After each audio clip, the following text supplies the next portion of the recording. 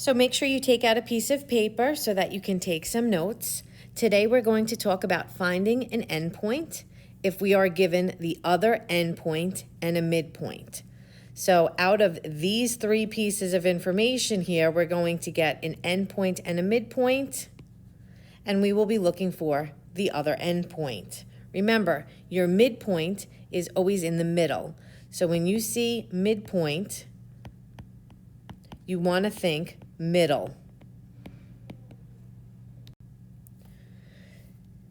So if we have graph paper and you like to count boxes, you can kind of cheat. This question says, what if we know the midpoint and one of the endpoints, but not the other? So obviously, this one here is my midpoint. This here is going to be my endpoint. We know the other endpoint is going to be up here somewhere. So if we have graph paper, we can cheat.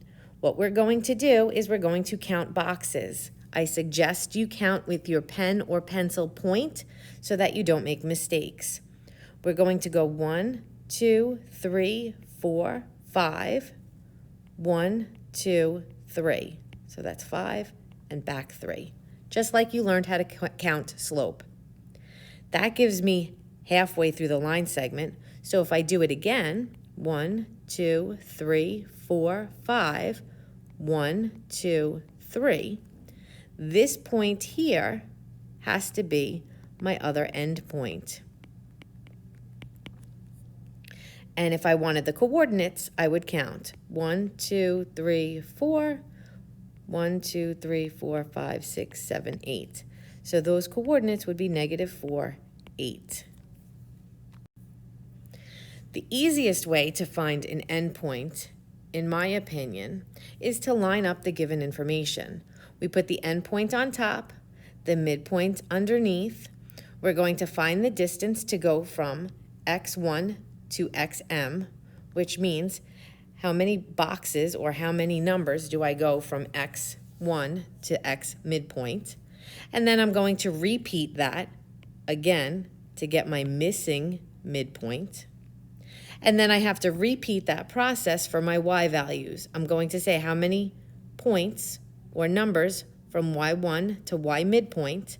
I'm going to repeat that, and that's going to give me my coordinates of my b or my other end point.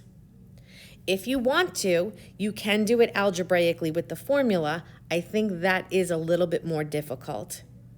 If you wanted to do with the formula, you would have to do x1 plus some number divided by 2 equals xm.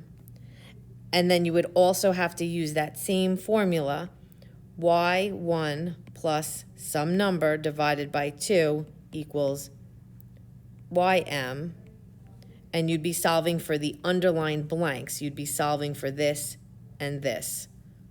I personally think that's harder. I wouldn't do it that way. So if we look at this example here, it says, what is the endpoint of a line segment whose midpoint, think middle, is 4, -1. So I'm going to put that there, 4, -1. This is my middle. And whose one of the endpoints is -1, 3. So -1, 3 goes here. The first thing that I'm going to do is say, how do I go from -1 to 4? I add 5.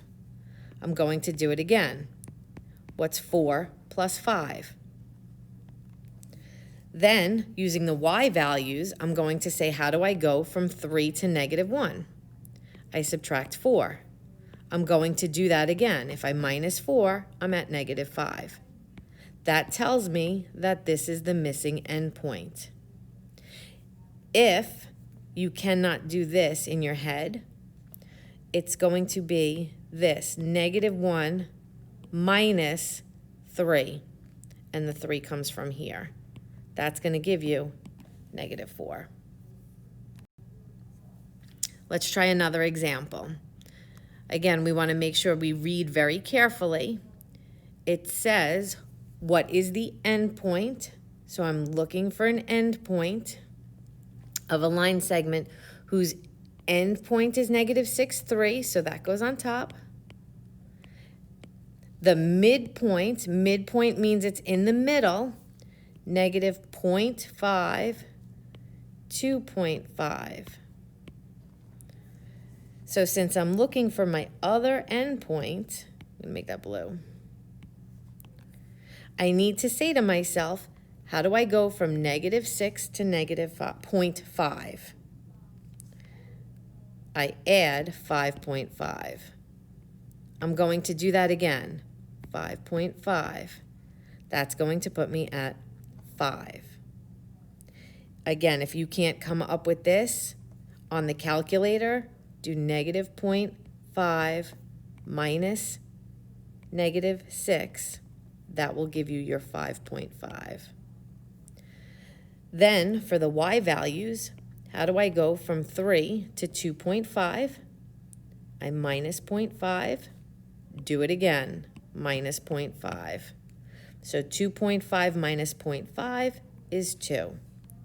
Again, if you cannot do it in your head or you're having difficulty, start with the midpoint, 2.5, and say, well, how did I get to 3? So minus 3.